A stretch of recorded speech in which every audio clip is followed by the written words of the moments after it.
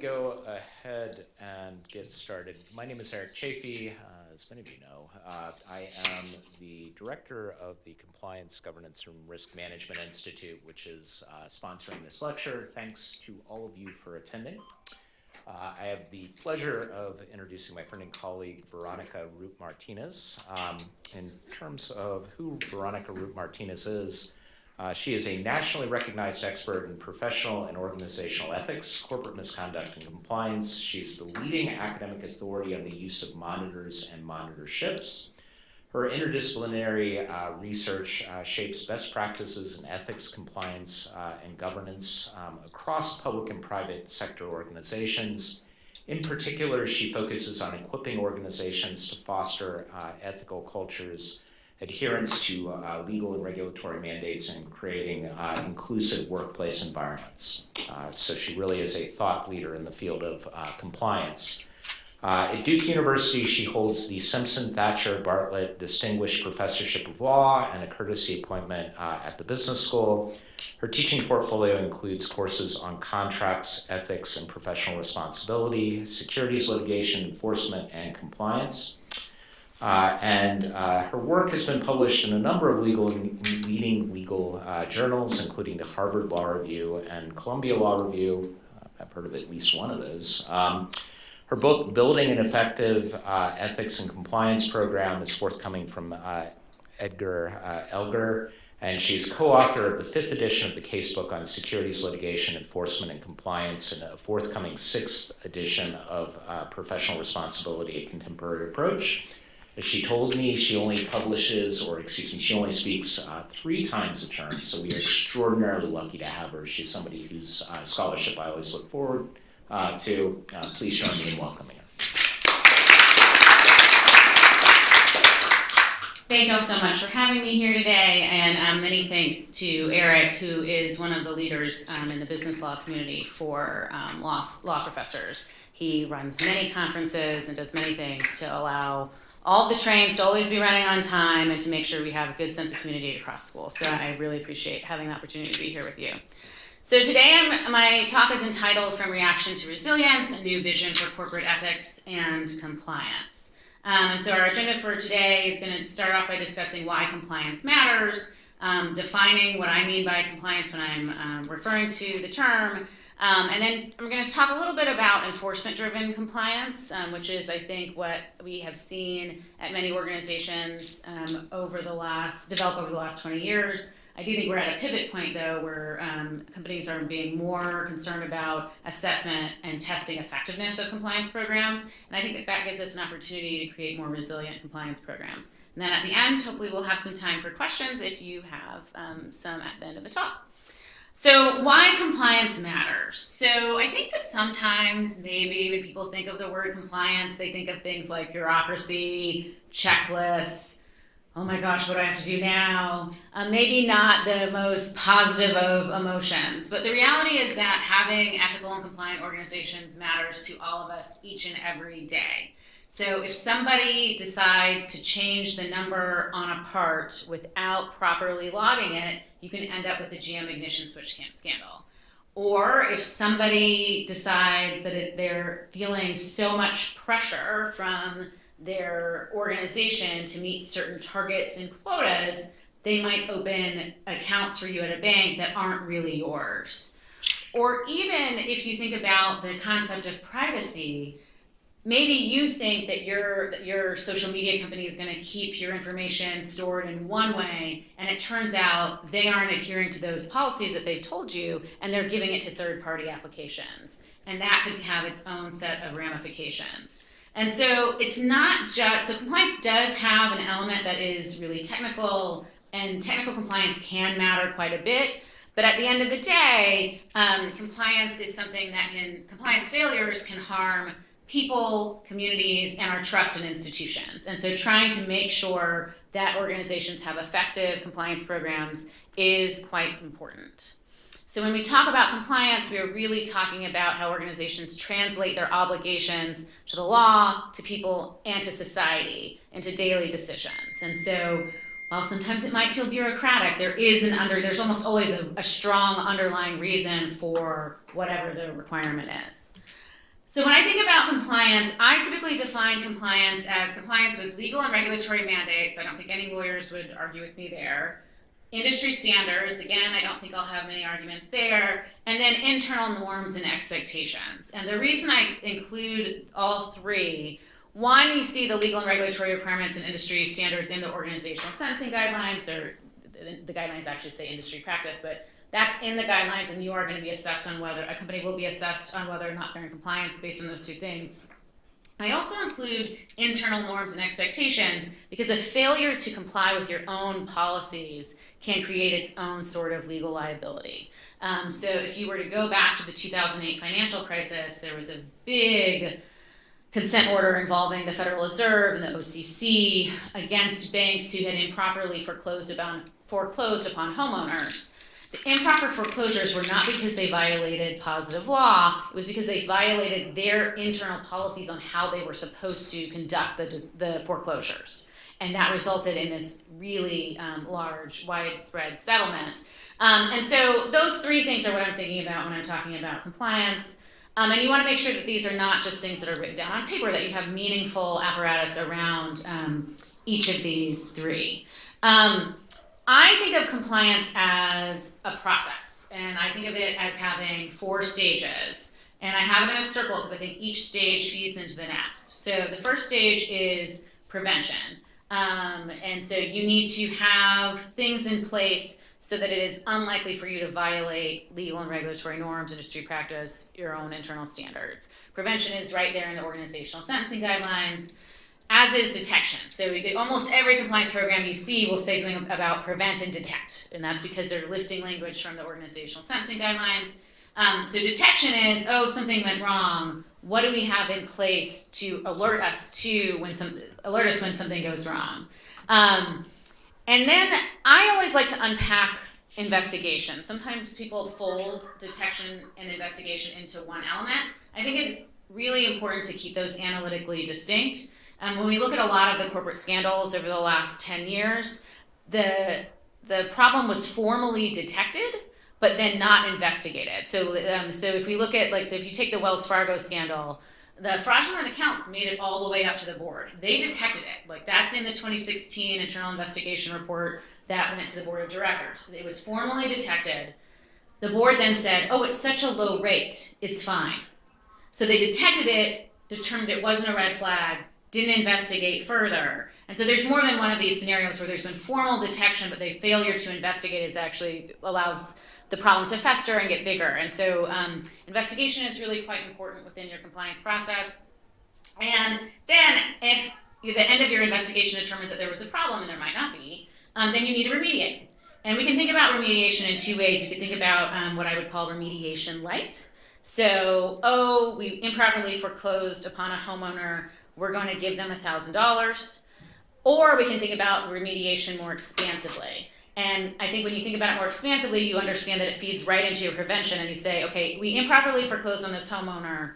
How do we make sure we don't violate our own policies again in the future? And so that whatever you're doing in the remediation feeds into your prevention efforts. So to better understand, so that's kind of how the compliance landscape today, but to better understand why compliance looks the way it does today, I think we need to understand how we got to where we are. And we're going to start in the 1990s. So in the 1990s, there were a bunch of interventions that occurred that resulted in the modern day compliance efforts we have today. So the first I'll highlight, I'm not doing them in exact date order because technically the organizational sentencing guidelines came first, but y'all will forgive me for that. So first I'm going to talk about law and economic scholarship. So in the mid-90s, Arlen and Crackman published a piece where they argued that if we wanted organizations to engage in effective self-policing, and when I say self-policing, I mean if we want organizations to watch and monitor their employees and stop their employees from engaging in misconduct, we cannot adopt a regime of strict liability. So you can't penalize the firm every time they find that one of their employees has done something they shouldn't do, because then you've taken away the incentive for the firm to go in and find that poor behavior. And so instead, you have to adopt some sort of leniency or mitigation credit, right? So if I have an effective compliance program and I find the misconduct has occurred and I address it, then I shouldn't get a sanction from the government, I should get some sort of leniency, okay? So that's the basic law and economics argument. That is what we see in the organizational sentencing guidelines. That is that if you have an effective ethics and compliance program, you shouldn't get as big a sanction.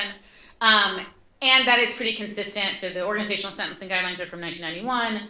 Eric Holder was at Justice and put out what's called the Holder Memo in 1999, where he again adopts this framework. So this idea that we're going to try and incentivize effective self-policing. The Holder Memo is funny if you're me, to read, because it starts off, I mean, this is how all the Justice Department memos start off. Oh, we're gonna come, we're gonna get you, we're gonna come after the corporate crime. And then there's always a big but. But if you, then we will give you some sort of leniency, right? So this is, all of that happened in the 90s. The other thing that's important that happened in the 90s is, of course, the Caremark case in Delaware.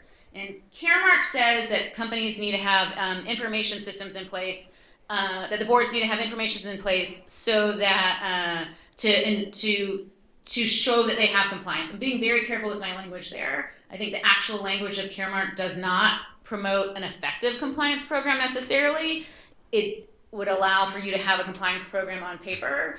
Kim Krabak has an article, though, from 2003, where she posits, and I think she's correct, that the standards that we would expect under Caremark are going to be reactionary to a certain extent to the standards we see federally, because what matters from a corporate law perspective is, were you meeting what was customary and ordinary? Like, so did the board do what was customary and ordinary? And as federal standards have ramped up, that might change what is customary and ordinary in a space, even if Delaware law hasn't fully fleshed all of this out. But anyway, so that's the 1990s. And as I said, we end the 90s with the Holder Memo in 1999. And you can imagine that federal enforcement cases take a few years to make their way through the pipeline. So it's not like Eric Holder could be like, we're going to prosecute corporations, and then the next day we're going to see a bunch of enforcement actions. And so what we end up seeing is a bunch of enforcement actions start in what I would say around 2003, 2004, in particular in the Foreign Corrupt Practices Act space. And that is, I think, the kind of birth of today's the way in which the federal enforcement authorities come after corporate criminals today is that 2003 to 2004 space. Obviously, we have Enron, we have Sarbanes-Oxley, we have all these other things happening at the same time. But we really see this shift in how federal enforcement is happening in the mid-2000s that has been really pretty consistent through today, or at least through maybe 2024, right? Okay, so that's how we got to where we are. And I think part of what that did is it created this really nice floor to establish strong incentives for companies to invest in compliance programs. That said, sometimes that can result in things being a little overly reactive. So I can't remember what year now, but many years ago, I wrote an article where I posited whether or not companies were spending too much time on FCPA, so Foreign Corrupt Practices Act, compliance at the detriment of other types of areas of law, in part because the FCPA enforcement was so big and splashy, and they had all these press releases and the settlements. Every year it was a new biggest settlement ever, and companies didn't really want that to happen, right? That overreaction we saw play out last year when the Trump administration put out an executive order pausing FCPA enforcement for a period of time, where people were like, oh, do we even need to care about the FCPA anymore? The answer is yes, because it is still a law.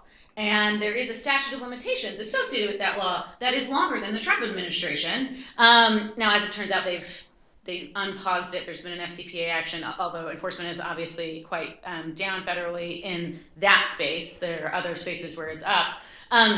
But just swinging back and forth to the enforcement priorities might not be the best way to think about how to create a resilient compliance program, particularly one that is targeted at the risks your firm has, right? So you might have an organization that has a lot of FCPA risk. You might also have an organization that has minor amounts of FCPA risk and has really high environmental risk. It would make more sense for you to invest more in the environmental risk than it would be for the FCPA risk if you're really doing a risk assessment of your business and the things that are in front of you.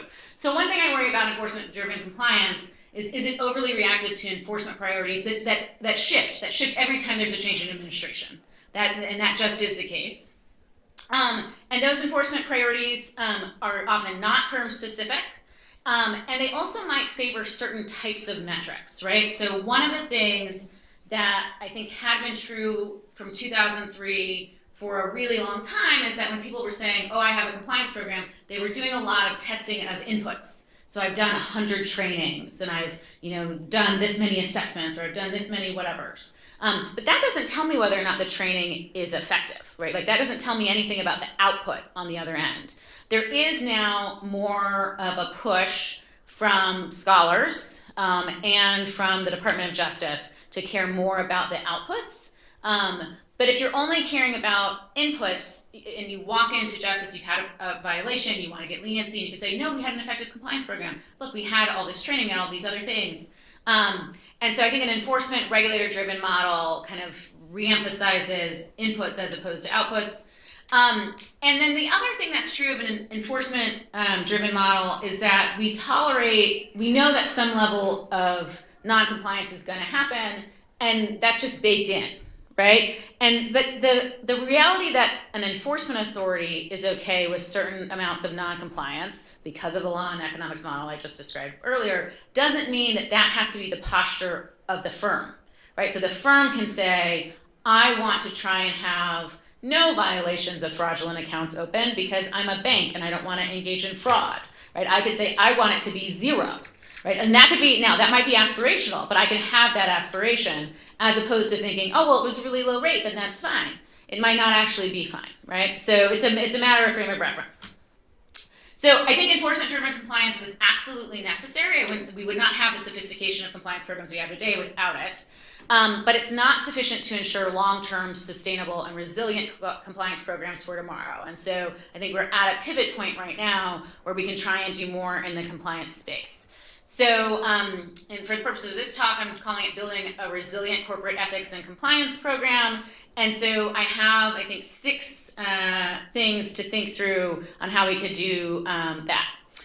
So the first is called a purpose-driven compliance program. So moving from enforcement-driven to purpose-driven.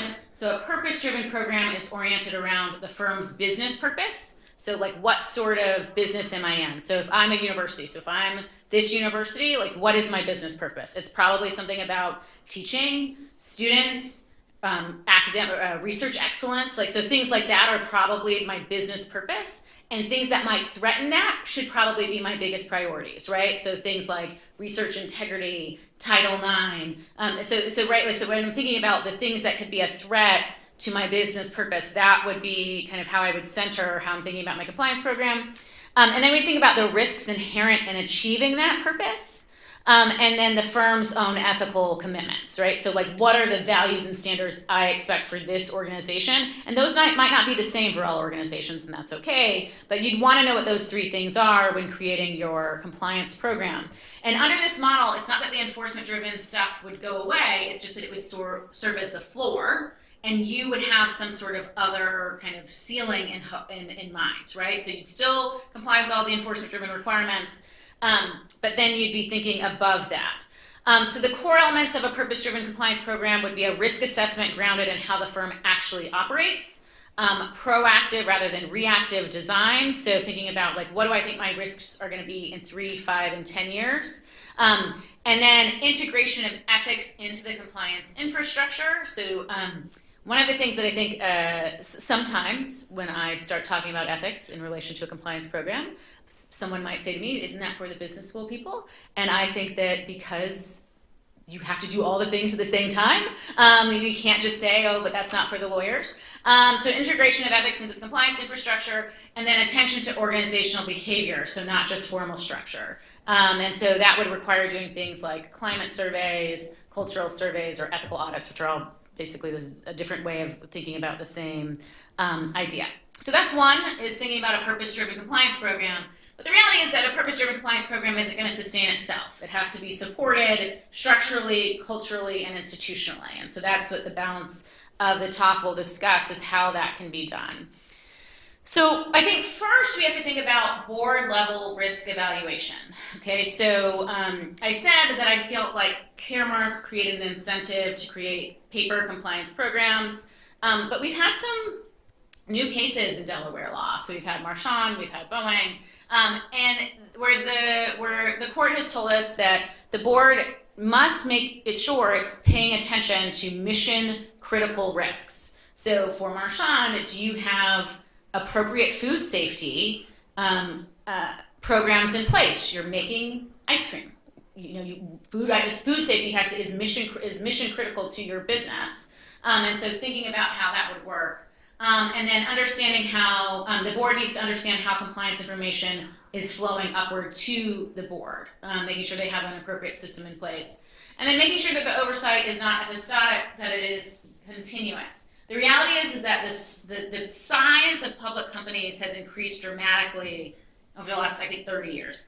It would be the right time frame. And so we have less public companies than we had before, but they're just as big in terms of their actual size on the market and things like that. So the size of the firms have gotten bigger. That means that the structure of the board of directors, the idea that the board meets maybe 4 times a year, the idea, so everything was created when these firms were much smaller, and they are meaningfully larger today.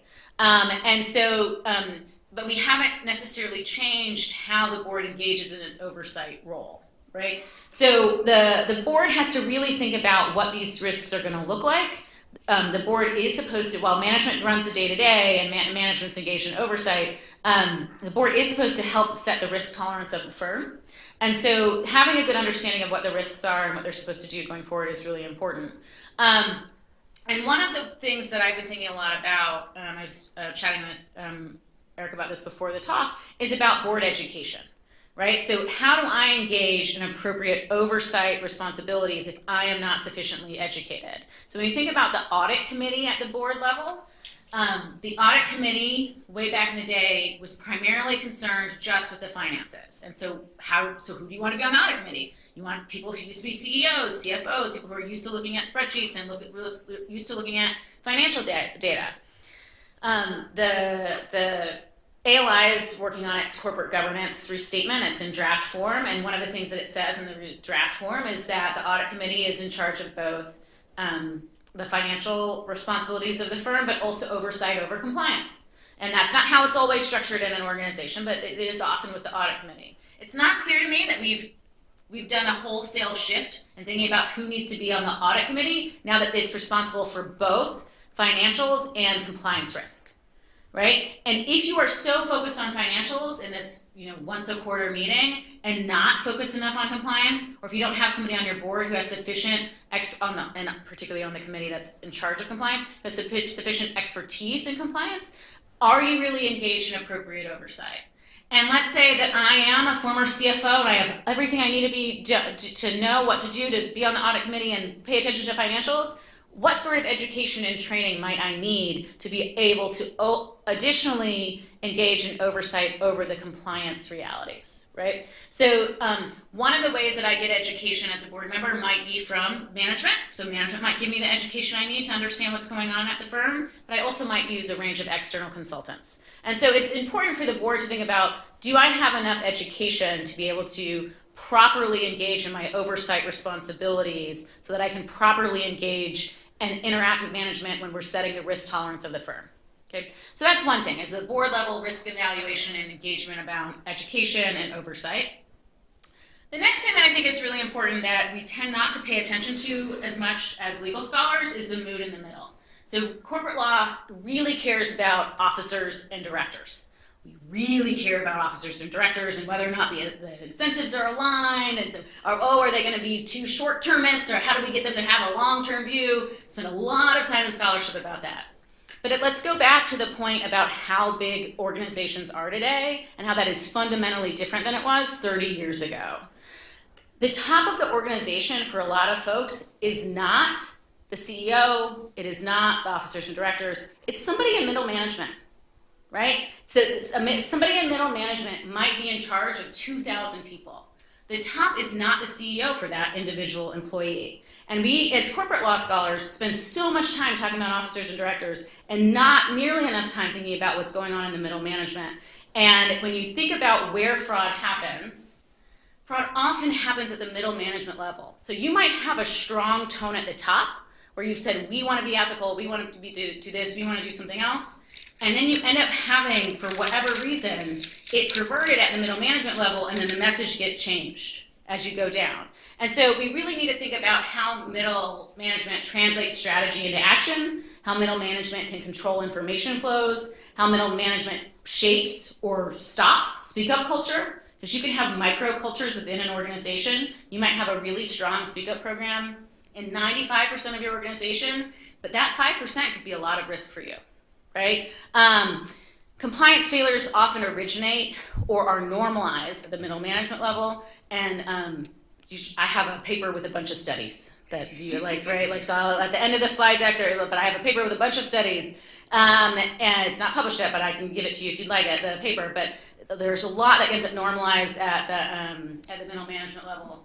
And so what does that mean? So what do we need to do if we understand that the organizations have gotten bigger, that we don't have just one top of the organization anymore? We have lots of different tops because there's all these different little subunits with sub-loyalty and all these things.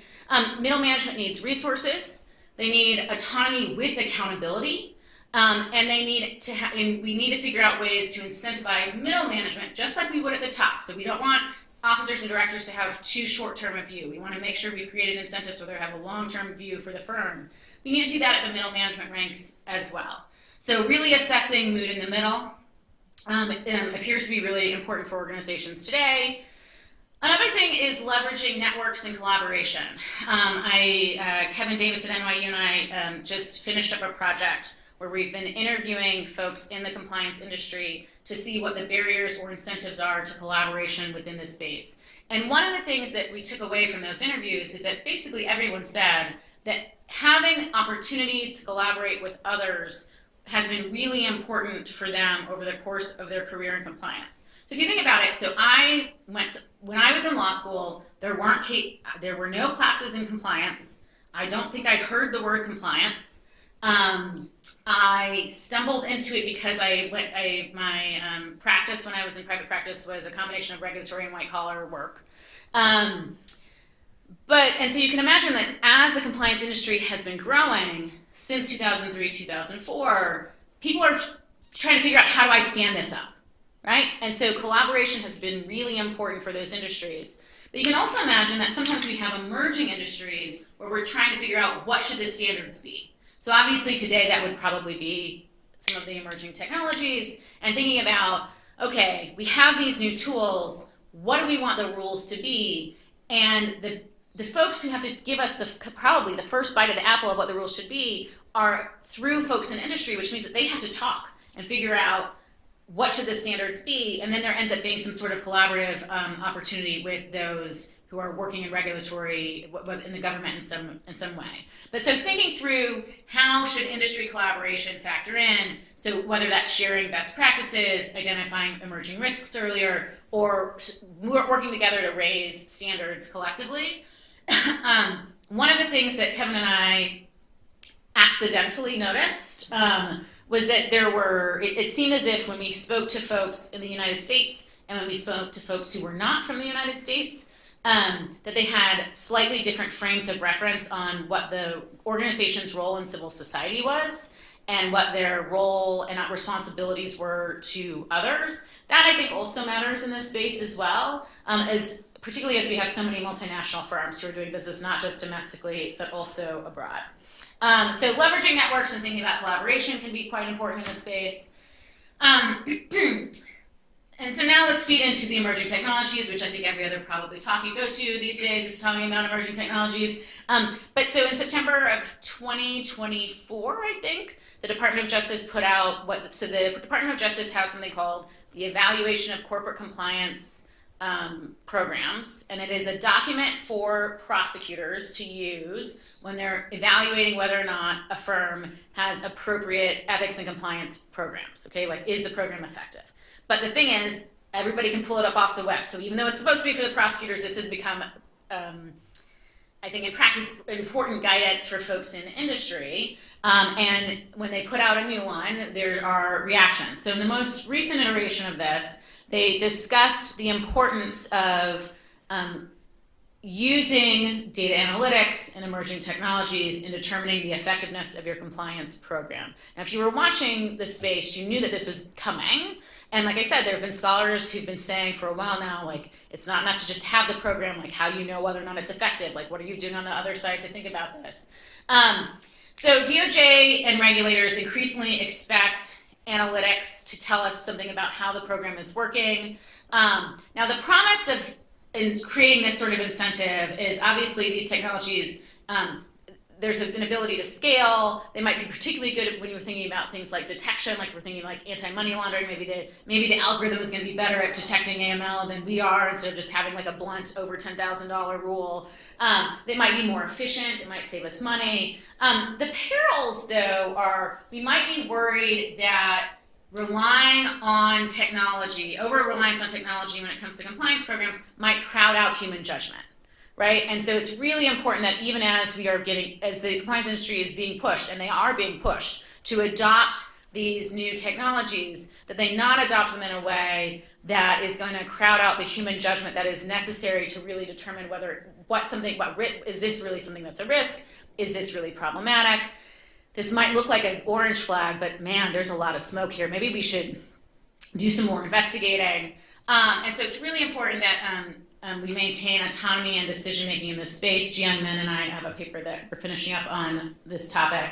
And so the upshot is that technology should inform decisions and not replace human responsibility. And then the last thing I wanted to talk about is the role of ethics and culture, okay? And so if you go and you pull compliance program documents for corporations, and this is something you can do for a lot of plans, and it's something that I have done, and you read it, it often starts with this aspirational statement that says something like, we really care about ethics and values and integrity. Integrity is a good word, right? Like integrity and things like this, right? Like, so that's at the top. And then immediately after, you can see that a junior attorney was like sitting there with the regulations and the requirements, and was like, okay, now what are all the things I'm supposed to put in this document now, right? And so the document has ways in which to meaningfully provide advice on regulatory and legal requirements, and not really as meaningful on the ethics piece. Now, I can understand this for a variety of reasons. One, the reason we were counting trainings is because it was something I could go into Maine Justice with and see, like, look, but I did so many trainings, right? Like, it's something that's quantifiable, it's something that's measurable. Ethics feels harder to measure, right? So, like, the culture of the firm doesn't fit neatly on a dashboard. Like, so if you work with, so this little figure here at the end, that, like, there are real dashboards like this, right? Like, so we can think about, oh, I think the compliance risk looks like this in different ways.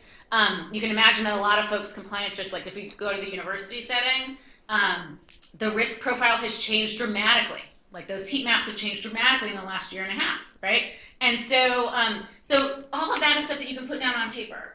How do I put culture down on paper, right? How do I measure that if I have to go do a negotiation with a regulator? And so I do think enforcement incentives favor certain types of quantifiable outputs. But all of the research that might not be in your law reviews, that might be in your management journals, but all the research suggests that ethics and culture are essential to getting to the outcomes that you want. So, for example, there is this, so in this room, there's probably many of you have heard of this, but the concept of psychological safety. Why would anyone serve as an internal whistleblower and tell you that something's going wrong if they think they're going to be retaliated against, or if they think you're not going to use an appropriately fair process to follow up on that internal whistleblower complaint? They're not going to do it.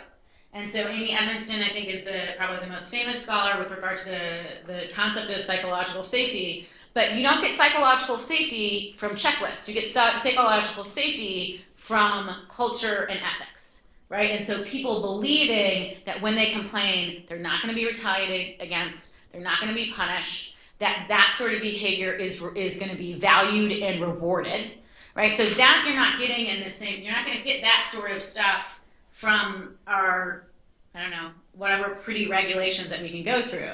That requires an investment in ethics and culture.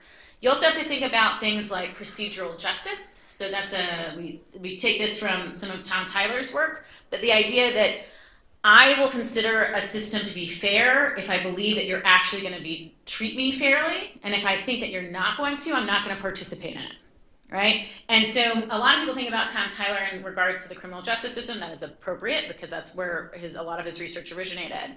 but it has a lot of applicability to the compliance space. He actually has written some things that tie his work and his findings more concretely to compliance. Another thing that's really important is the role of culture itself. So I have some colleagues at Fuqua, which is the business school at my institution, who have done 4 or 5 studies now on the importance of culture. And what they've done is they've interviewed chief financial officers. And what they found is strong, positive cultures result in financial success for the firm. Right? So it's not just that culture is like a nice thing to talk about, or that culture is, a nice little buzzword. It's that they've been able to tie. They have been able to tie the strong cultures to actual firm value. And so if we're only concerned about enforcement priorities and we're not concerned about culture and ethics and the purpose of the firm, you're missing a big part of the pie that is really important for ensuring that organizations are going to function properly. And then I wanted to note that compliance is not merely a system for avoiding penalties. It is a commitment to protecting dignity, enabling human flourishing, and sustaining trust in the institutions that shape our lives. I am working on a book project, and I spent a really long time thinking about what I was going to use as my example in the preface for the book. So to answer the perennial, so what? Why does anyone care? Why should anybody read any of these things? And I feel like that's always a question that an academic should ask of themselves. But I think it's especially important in a book that has the word compliance in the title, where I don't want everyone's eyes to glaze over. And the example that I ended up settling on is actually the Catholic Church. Okay, so I am Catholic, and I am a scholar of compliance. And I routinely read what I'm going to call after-action reports that are terrible. Right? There'll be 300-page reports, and you're just like, oh, look at all these terrible things these people did in this organization. And that's just part of my job, and I read them all the time. And the only report that I had to put down before I got to the end of the executive summary was the grand jury report coming out of Pennsylvania dealing with the Catholic Church, where they were literally putting complaints in a box in a closet, right? That is a compliance failure, and a compliance failure that harmed so many people. It harmed children, it harmed the church, it harmed communities, it harmed so many folks. And it is not just a technical bureaucratic issue, right? If we do not think strongly about organizational culture and how we're going to structure the organization in a way that will ensure that when we get alerted to things that aren't going well, and things are not going to go well all the time, right? Things are going to happen even when people of goodwill are trying to do their best. If we do not think really meaningfully about how to create those systems, bad things can happen. And so it's really important to remember that thing that you thought was annoying might be there for a really good reason. So when my kids go to class on Sunday after church, there have to be 2 people in that classroom. They're not allowed to have a solo person. If somebody wasn't paying attention to what was going on in the Catholic Church a while back, they might not understand why that rule is there. But that rule is there because it's a compliance rule, right? It's a compliance rule from the diocese. But that rule is there for a reason, right? And so I think it's important to try and remember that compliance is not just about avoiding penalties.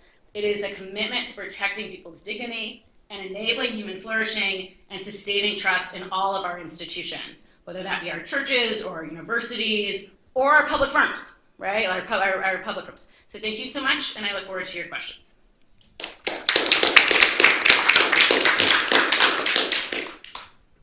I actually have two questions. First one, the First Energy House Bill 6 bribery case. Just talk to the highly regulated industry. How did that happen? I don't know if I know what that case is. Oh, okay. My second question. Okay, you can tell me a little bit more about it. It's a very extensive. Okay. There was So bribery. high-level executives basically paid some bribes to somebody who ended up in charge of the Public Utilities Commission to make Okay. sure that they obtained favorable outcomes. And as a result of that, there was an extensive investigation. There were politicians who went to jail, and then in addition to that, there were or there are executives that are currently being pursued in state proceedings and in federal proceedings, and then non-prosecution agreements and a whole bunch of things or deferred prosecution agreements and a whole bunch of things going on in that space. So this is local. It's Ohio, yes. It's Ohio, and it's recent. Yes, it's still ongoing. So I don't know the case, but I will say this. So the U.S. has the FCPA that's from the 70s, but that doesn't apply domestically, right? That applies to U.S. businesses that do business abroad. And one of the things that's happened over time is other countries have adopted their own anti-bribery statutes. And if you go and you look at the other anti-bribery statutes, they are much more broad-based in scope. They often also cover domestic material. And so we have a bunch of like random anti-corruption laws, right, that say that you shouldn't engage in, that there shouldn't be bribery as opposed to an omnibus one. And I think that's because of just how the law developed over time. And I do wonder whether the U.S. might want an omnibus. And I have got that before. But how does it keep on happening? People continue to be human, right? So one of the reasons it's really important to have the systems in place is none of us are as ethical as we think we are. So I teach management and ethics to daytime MBAs at the business school.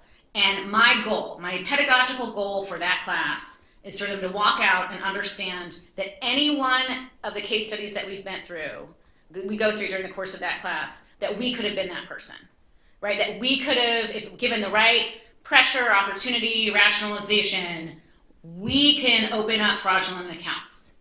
We can falsify blood results, like what was going on with Theranos. Like that all of us have the capacity to engage in poor behavior. And that part of how we stop poor behavior is making sure organizations have enough guardrails in place to kind of steer us away from those sorts of opportunities. So yes, and your second question. Well, it leads into my second question is I've had the opportunity of working in large corporations and two-person organizations.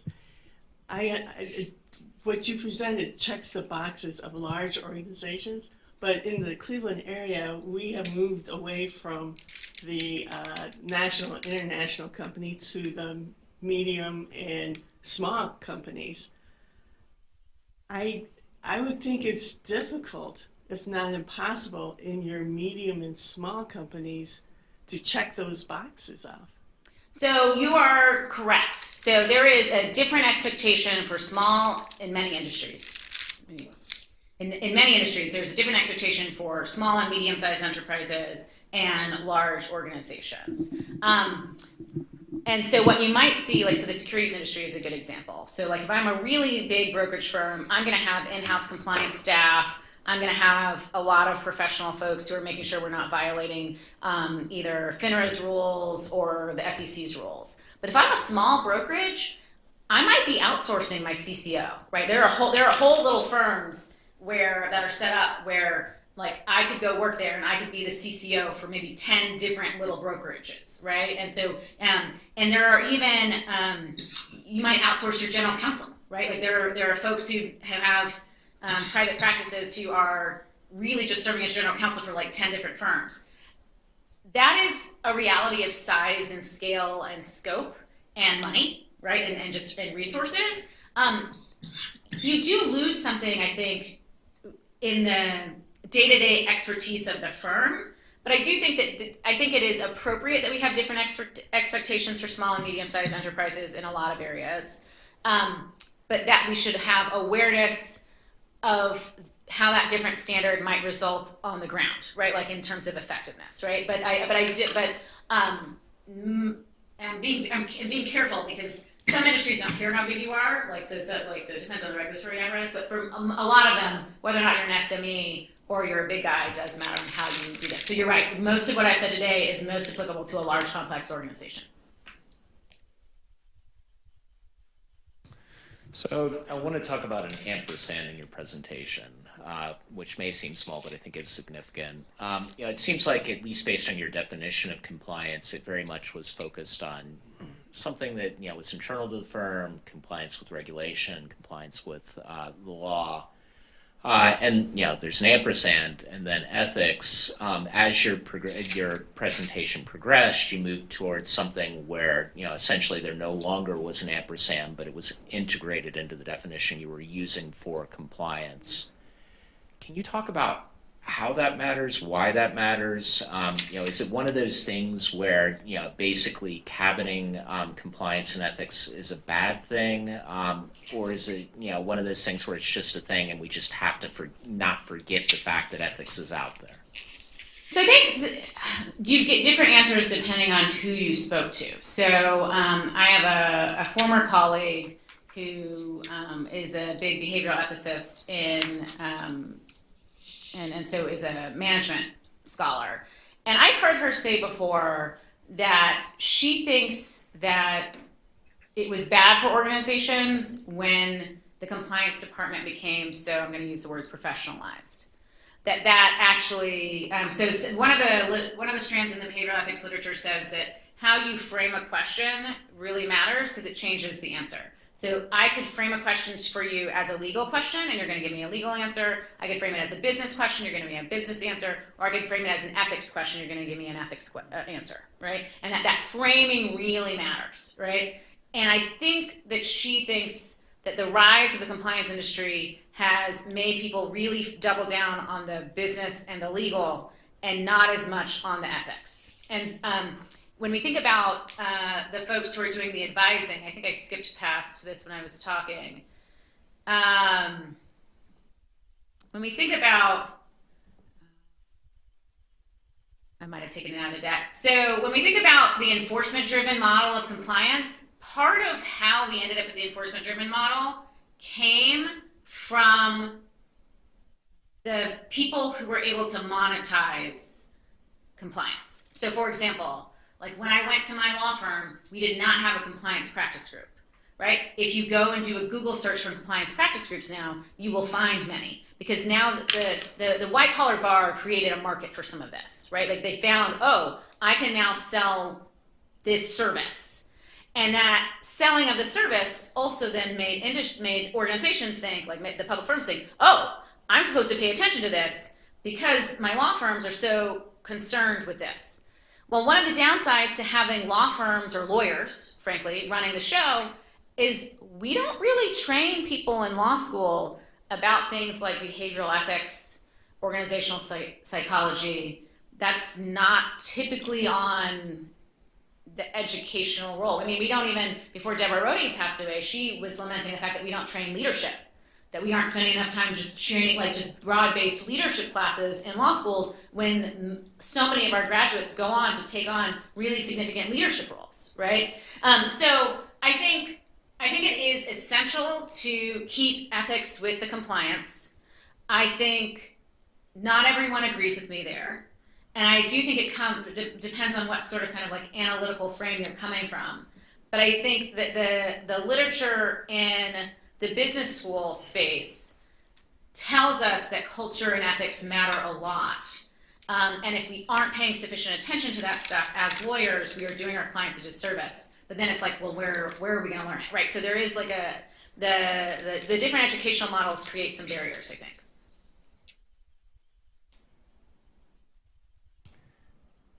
I'll go.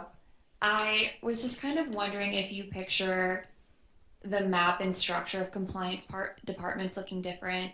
So before law school, I worked in HR at a RIA, and HR and compliance were often very siloed outside of when you were dealing with, were you able to hire this person as a financial advisor? Were you like drafting your policies correctly?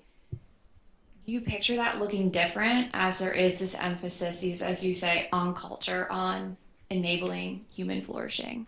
So I do think that it's important for people within an organization to work on combating information silos. So for example, if you were the chief compliance officer of a big Fortune 100 company and you were never talking to the CFO and you were never talking to, I mean, now you probably also have a chief information security officer and you weren't talking to the general counsel, right? Those people should probably regularly meet, and the chair of the head of HR.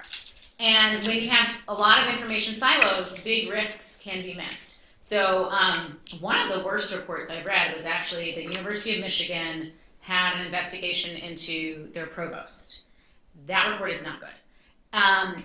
But the reality is the University of Michigan had red flags all the way up. So the gentleman had been like the dean, and then or like the chair, and then the dean, and then anyway, he moved his way up the ranks. And there were consistent complaints about levied against him by women. And then the women, when HR would come and follow up, would be like, I don't want to continue with the investigation because there were power differentials that were going on. And he was appointed as the provost without anyone ever going and checking his file in the other, like down the hall. And had they checked the file, right? Like, so this is what you're talking about. So like you're essentially talking about information silos. And it is really important for organizations to think through, I'm a big complex organization. University of Michigan's a big complex organization. It's huge, right? They're gonna have information silos. But where are the places where we should try and break down those silos and have points of sharing of information? So when I was talking about collaboration, I was mainly talking about intra-firm collaboration, but you can have intra-firm, within your organization collaboration, and that might be incredibly important for your organization to be able to appropriately manage risk. And a failure to break down information silos within the firm often exacerbates risk. When you think about the Wells Fargo scandal, HR had pieces, legal had pieces, compliance had pieces, but they weren't talking to each other, right? And so it is really important to think through, how do I break down those sorts of information silos within the organization? How do you evaluate and intervene into mood in the middle? How do I evaluate and intervene to mood in the middle? Yeah, so I have to say, so I've written a paper. I'd call it, it's like 20. Okay, so it's like 20,000 words, which means something for some of the people in this room and not for others. But I'm at the stage where I'm getting comments on it. Okay, and so one of the comments I got in the draft I currently have is that I should make a typology of middle management. And I was like, oh, that's fine, because like middle management can mean a lot of things given how big organizations are today. And so I was like, that's a fair comment. And so then I emailed a couple of my friends in the business school. And I was like, hey, like, I'm going to go search, but if you know, and it sounds like maybe there's not a typology of middle management in the management literature anyway, which is interesting. So how we think about intervening, so to me, the primary thing that we have in place that we're already using today, well, there's two things that we're already using today is one, to test the effectiveness of a speak up program or internal whistleblowing program. Almost every large corporation is going to have a speak up program. And so thinking about, is my speak up program working?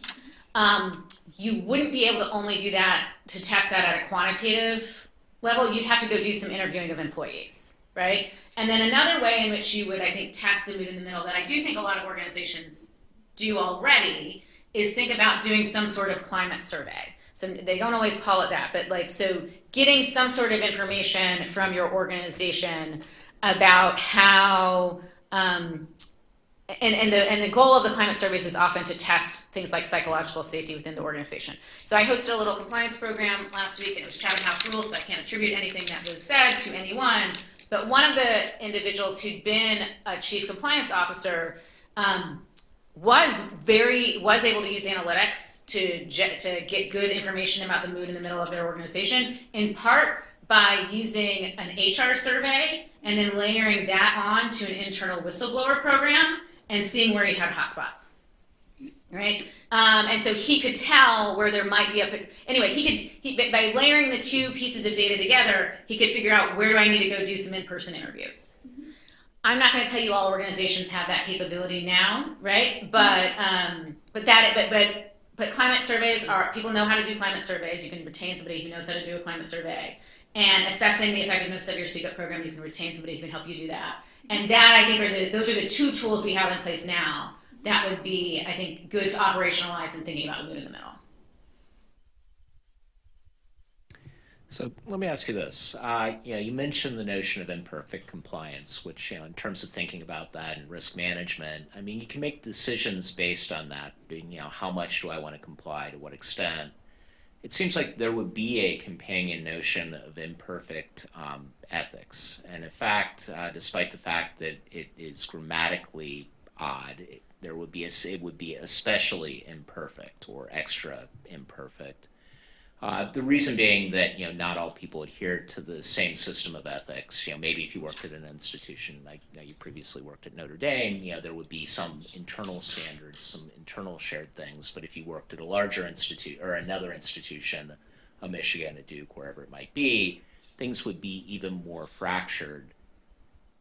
How do you make risk choices in that type of environment? How do you make sure that you're adhering to ethical norms in a place where things are going to be especially imperfect?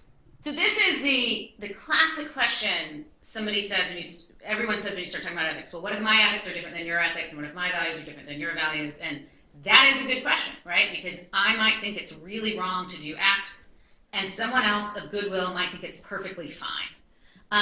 The key, I think, to a purpose-driven compliance program is it is not my individual ethics that matters. What matters is what the firm has stated their values are going to be, right? Like I, as an organization, get to decide what my organization's standards are going to be. Now, somebody's got to make that call.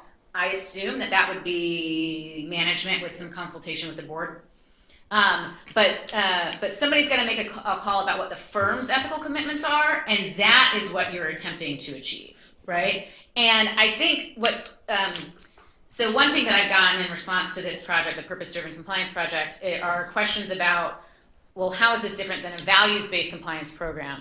And if you look at some of if you were to spend your days reading compliance program documents, which I don't know why anyone else would do this, you will sometimes see a compliance program document that is very much that grounded in the business purpose, and sometimes you'll see it that they just say random words like integrity and respect. So probably the best and simplest one is Costco's, and I'm not going to say it right now, but it's 4 things, it's 4 bullets, that's all they have, and it's just I'm not going to do it right.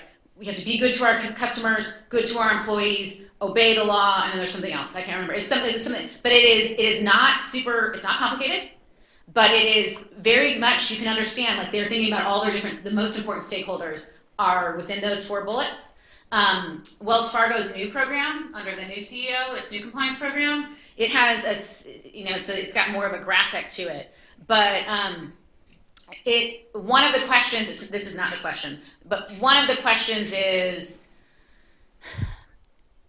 would you be okay with this? Would you make this decision if it was going to be on the cover of the New York Times? It's like the fifth question. The first is is it illegal? Don't do it. Is it against our values? Don't do it. Is it they've got 5 questions, but then the 5th one is, would you be okay with other people knowing you're doing this? If the answer is no, don't do it. Right, and so they tie it to their business and things like that. So I think it's not about my individual ethics. I think it's about what the firm has determined. Because you're right, if I have a firm of 10,000 people, we are not all going to agree on what the right thing to do is in every situation. Particularly as you think about a multinational organization, right? When you think about foreign bribery, some people are just going to say, that's not bribery, that's just doing business, right? So you have to think about what the firm's standards and expectations are, and so as opposed to our individual ones in this context, I think. We're right at time, but thank you for an absolutely wonderful presentation. Okay, those are my sources. Okay, thank you all for having me. Thank you.